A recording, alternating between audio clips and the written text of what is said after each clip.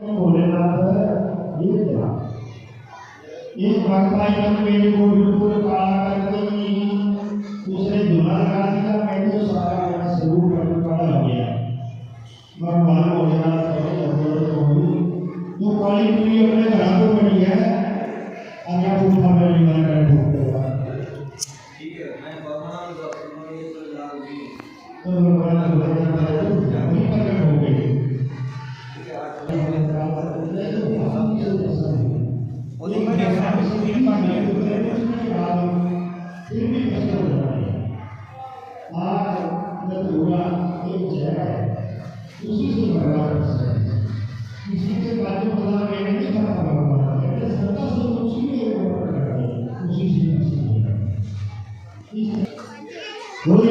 श्री रामचंद्र भगवान कथा तो बड़ी हो चुका है, सब कथाएं बहुत हैं। अगर हम सभी कथा करने लगे तो हमारे को कई महीने सालों लग जाते हैं। भगवान श्री राम का अवतार है सूर्य वंश के अंदर हुआ। राजा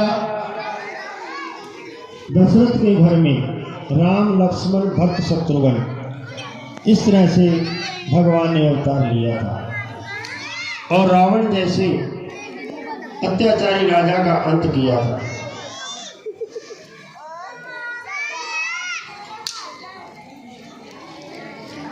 भगवान श्री राम का अवतार, भगवान श्री राम का नाम मुख से एक बार भी निकल जाए तो करोड़ों जन्मों के पाप नष्ट हो जाते हैं। राम राम सब कहे दशरथ कहे ना कोई, एक बार दशरथ कहे कोटि यज्ञ फल होए। जो भगवान श्री राम के पिता थे दशरथ जी महाराज एक प्रतापी राजा थे। स्वयं देवराज इंद्र भी बराबर का सिंहासन देते थे। ऐसे सूर्य वंश के अंदर भगवान श्री राम ने अवतार लिया था। तो महाराज परीक्षित कहने लगे ही भगवान आगे क्या हुआ।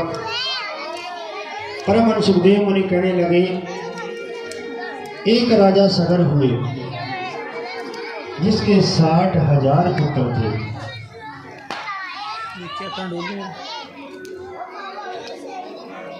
तो परमहंस सुखदेव मुनि कहने लगे जिनके परिवार की तपस्या करने से गंगा माता इस धरती पर आई थी।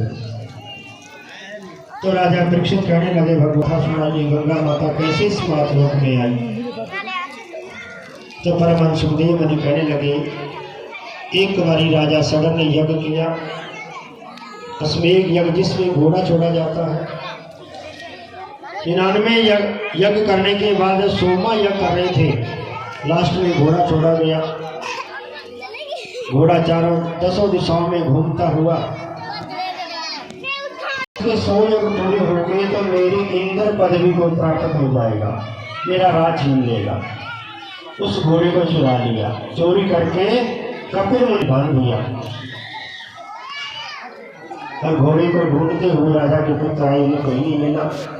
ढूंढते ढूंढते ढूंढते कपिल मुनि के आश्रम में आ गए। कपिल मुनि समाधि लगाकर बैठा है और घोड़ा वहीं आश्रम में बंधा हुआ है।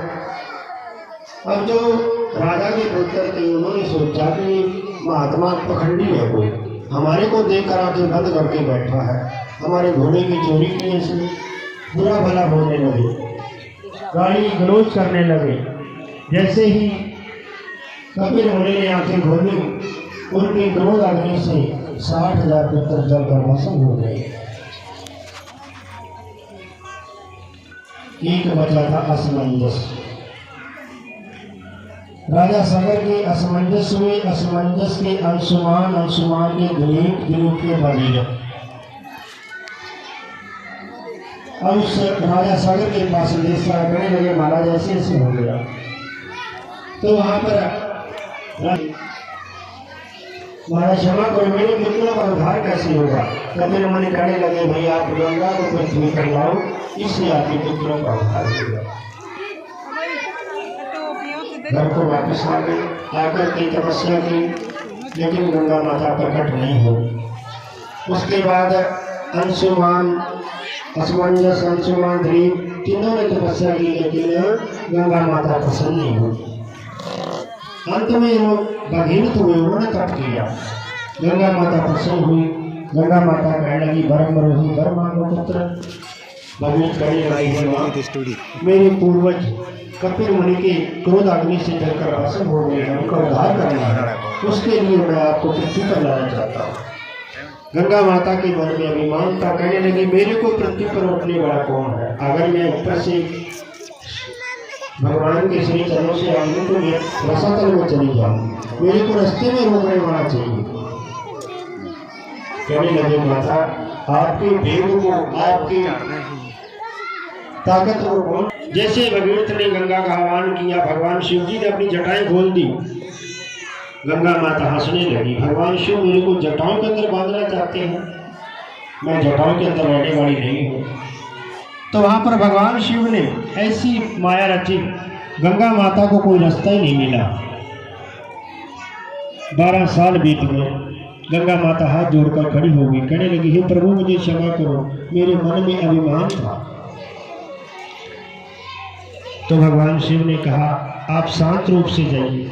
वहां पर भगवान शिव ने 3 धाराएं बनकर के गंगा माता भगवान शिव की जटाओं से निकली। गंगा माता जा रही है, भगीरथ आगे आगे है, गंगा माता पीछे पीछे है। कहां पर आगे? ऋषिकेश में।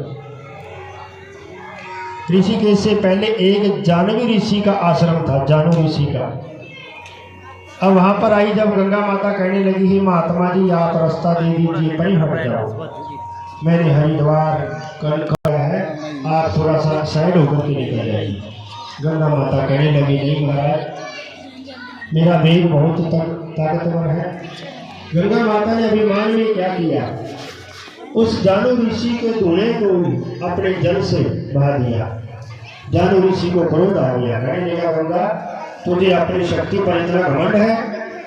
तो जानू ऋषि ने क्या किया, एक चुल्लू भरी पानी की अंजलि पूरी गंगा को पी गई। गंगा माता हाथ जोड़कर खड़ी हो गई, भगवान कृपा कीजिए, क्योंकि कभी भी किसी साधु महात्मा से पंगा नहीं लेना चाहिए, पता नहीं उसके अंदर कितनी पावर है।